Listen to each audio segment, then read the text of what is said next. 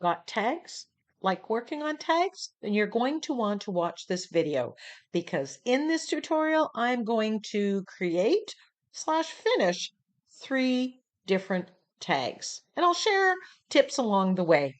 So here are the backgrounds of the 3 tags, and they have something in common because I added to them using this root hair applicator. And I'm going to link that video down below so you can go and see this amazing mark maker in action. You really want to go check out this video. But during that video, I was testing things out and I've added to all 3 of these tags in some way. And I'll explain what I've done. Now, this tag already had some texture paste on it through a drywall tape, and it had a layer of color put on it. And here I've taken that root applicator and with white paint put it onto tissue paper. And I'm using my liner brush to weaken the tissue paper so I can rip out part of, or whatever part of the pattern that's on the tissue paper. And then I'm going to apply it onto the tag. Now, the working theory here was that the tissue paper, where there's just tissue paper and no paint, it goes translucent and only the white shows. But I wanted to prove that that actually happened. So I just grabbed this tag that was in my stash, just waiting for the next step. So sometimes having those things, those backgrounds that you just didn't know where it was going yet, sitting around, comes in handy on a day like today. And right now I'm kind of looking at things on my desk and I'm anxious to finish them up. Take them to the next level and complete them. So here I'm taking that tissue paper embellishment and applying fluid matte medium, a generous portion, and it does exactly as expected. Where there's paint or where there's no paint, it goes translucent and you can actually still see the color coming down. Now, when I've added these pieces, I had no idea about focal image or any idea this was part of the how-to video. I just wanted to get this little bit, so I grabbed what was handy. So some of that interferes with grabbing something afterwards because had I known I wanted to do what I ended up doing, I might have done things differently. So doing things ahead or having backgrounds or things that are partially done can give you some challenges. But you know what? Through this video, we're going to work through any of those challenges.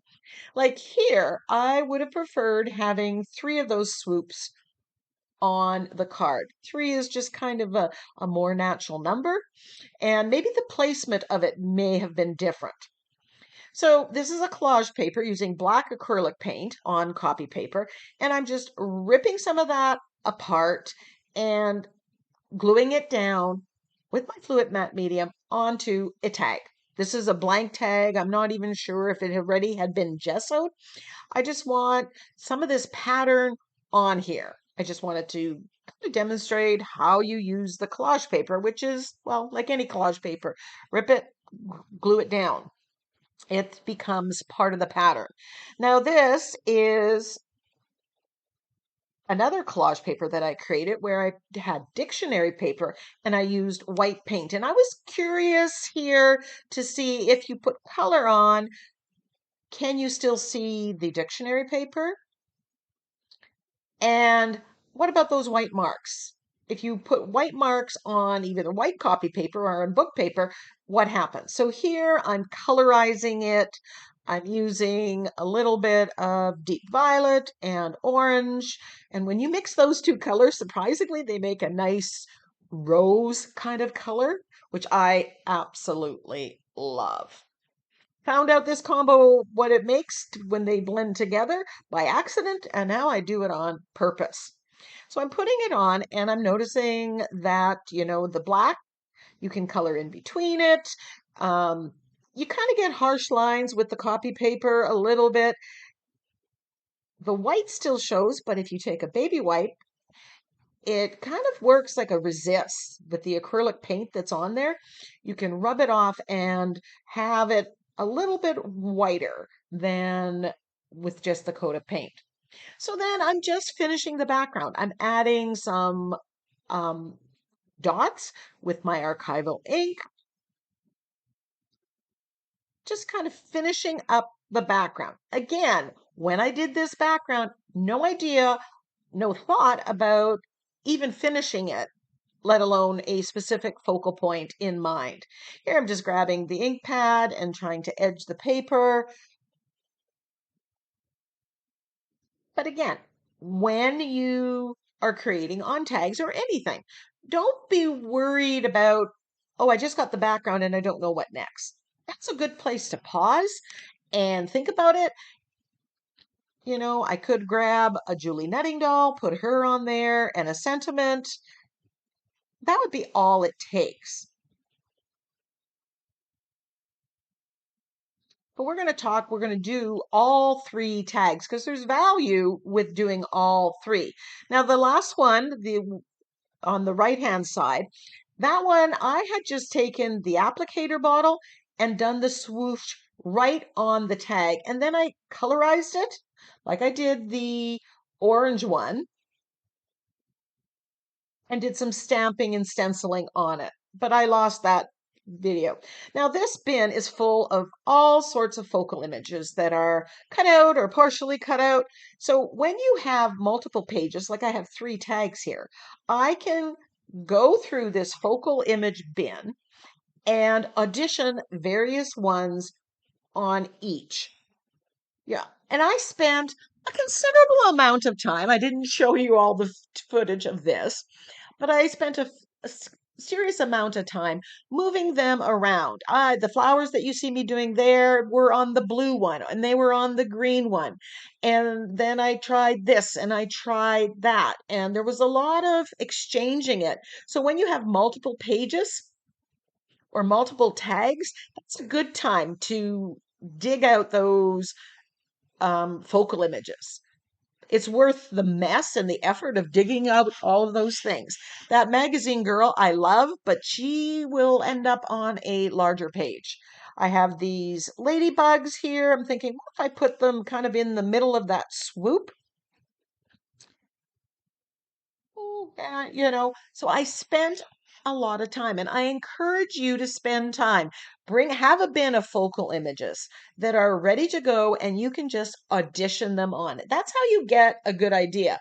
Here I decide, oh, what if I put the red one and a yellow one? Because I was thinking 2 yellow, 2 red, and then I get the idea of having one of each. That girl I love, but again, she doesn't show up.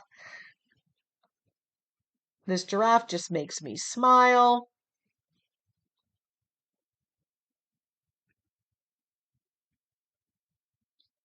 So play with it. You don't have to make any final decisions. I'm not sure about that one, so that one's going off. I'm going to deal with him last. But let's go with what I know for sure. Which of these I'm definite on? So because it's a tag, I'm going to figure out my sentiment on here as well. And I grabbed my short and sweet sentiment pack. This is available as a digital download from NINNYSNAPKINS.com. And it's one of my favorite sentiment packs because it has short and sweet sayings, 1 to 4 word phrases that are perfect for any page. And you can blow them up, shrink them down, but they're great for smaller projects. So I have a couple ideas here for this one, Be Fabulous, and I can't remember what the black and white one was, but the sentiment pack has white font on black background and black font on white background. So you have a lot of variation there, and I think there's a couple different fonts. If you want to check that out, go to NINNYSNAPKINS.com and you can see kind of review and preview what it is. So I'm liking the basic setup of this. Not sure if I'm going to add more to the background, but I'm open to that idea. Just because the background is kind of done doesn't mean that it is. Now, the black collage paper there that I had put on, basically I cover up with these flowers. I didn't like them. Remember, I was just trying it out, no idea about focal image. So you can undo what you did. Go a little bit of gesso, you can place your focal image there, but I'm loving the book paper there. You can see the text coming through, the white still shows. So here I decided I'm going to go with the yellow and a red ladybug. Um, but the legs were cut off for the ease. So I'm going to put the legs back on. Now this came from this stamp collection, and I know that. So I grabbed out the stamp collection. See, it's got the legs, and I'm going to put black acrylic paint on here, and I'm going to stamp directly onto the tag. I still plan on using the yellow and the red that are already there. I don't have to paint them, but this is going to stamp the legs on. You'll see what I mean. Here I'm getting the position and I'm pressing hard. Now I think I'm the world's worst stamper. I never quite get a great stamp. Not bad. And then once that's dry, I'm going to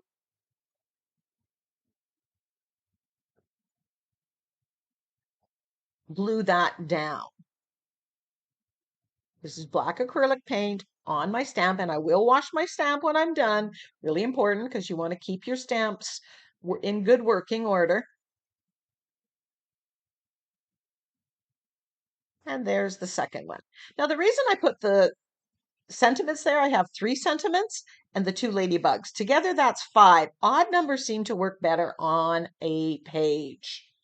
And on the other one, I've got 2 flowers and the sentiment. Again, we have an odd number.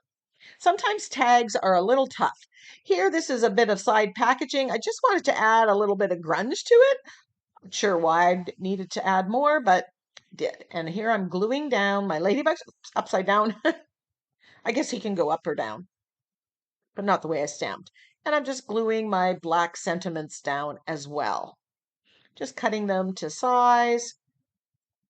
Jump in, be playful, just start. And that's my advice to you as you're doing art journaling or you're starting your art journaling.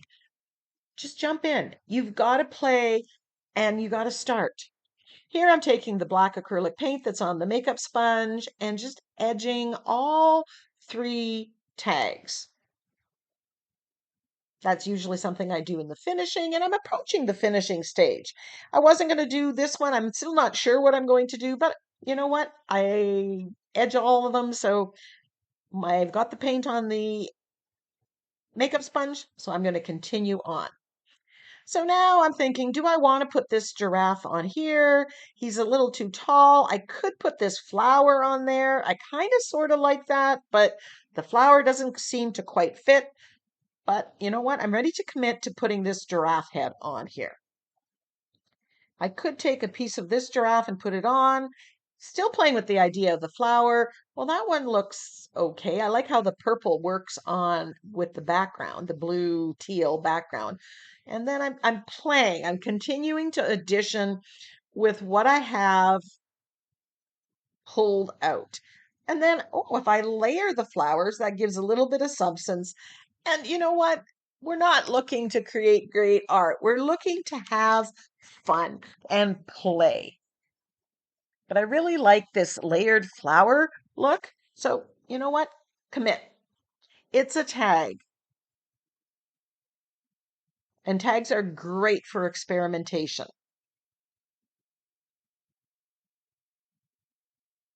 Gluing that down. Now, the flowers there, FYI, are stenciled on. I used a stencil to get them, and it's a Crafter's Workshop stencil that I've, kind of done some work and created in my stash. I wanted to put a sentiment here, explore, because that's what I did with this. I explored the options, and then I decided, I'm going to glue it in the middle of the flower.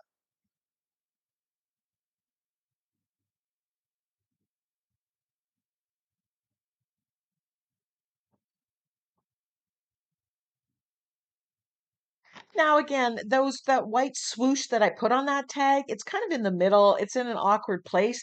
If I was constructing that from beginning, I would not have put it there. But you know what? It works.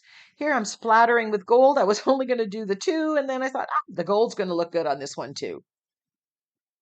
And if you watch my videos, you know I like my bling.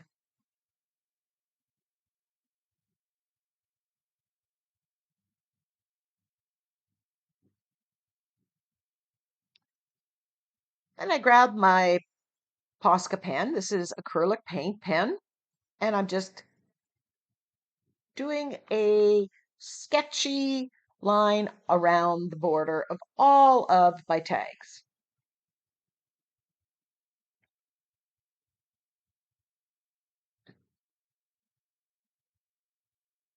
and around the sentiments. Tags are a great way to, when you don't have a lot of time to create, you can create a tag or just do backgrounds on a tag one day and then do the focal images another day. You can break it up. You finish the project and you can feel, yes, I got it done.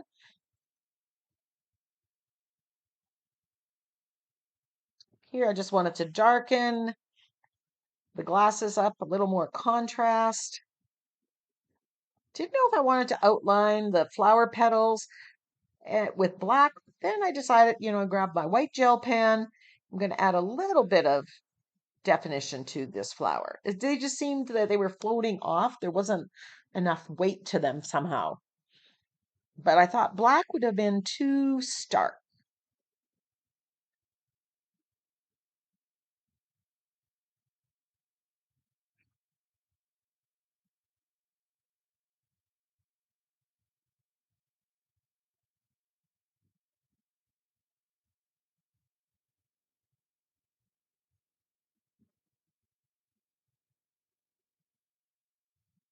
Trying to make it a little bit more opaque.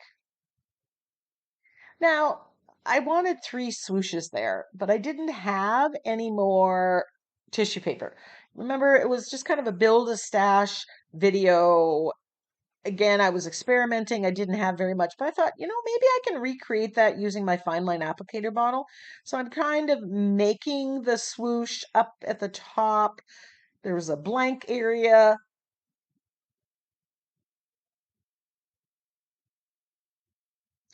I have to practice what I preach, experiment, play, try things. And here, that's what I'm doing. Now, I wish I had maybe gone a little thicker, bolder lines there.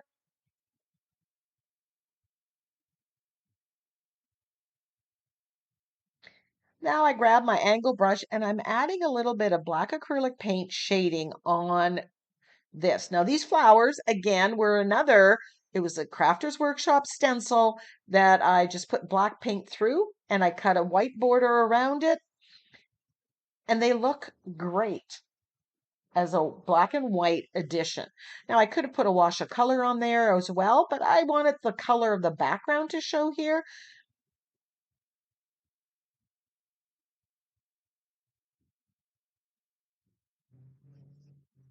That's one of my tricks. I often do a black and white focal with a beautiful colored background.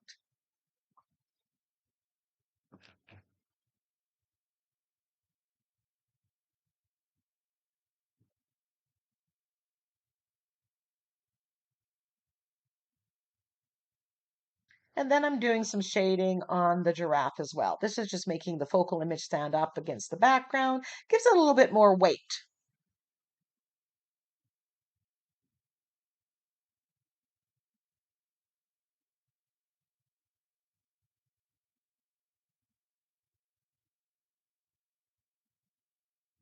So think about doing backgrounds on multiple tags and then in another session doing the focal images. It kind of streamlines the process and makes digging out all those focal images really worth it. And then you come up with some surprising pages or tags. So there are the three tags. Which one's your favorite? Ladybug, flower, giraffe.